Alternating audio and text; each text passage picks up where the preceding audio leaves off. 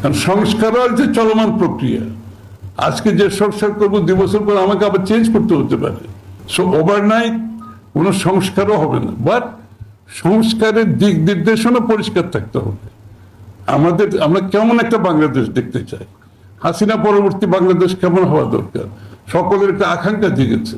পার্লামেন্টের মধ্যে যে বিগত দিনে ওই যে একজনের কথা মতো পুরো পার্লামেন্ট চলেছে, সেই পার্লামেন্টের তো কোনো দাম নেই।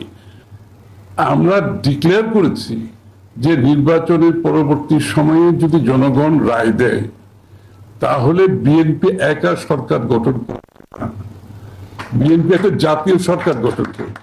আমরা বিভিন্ন দল বিভিন্ন ফিলোসফিতে বিশ্বাস করি, বিভিন্ন ভাবনায় আছি।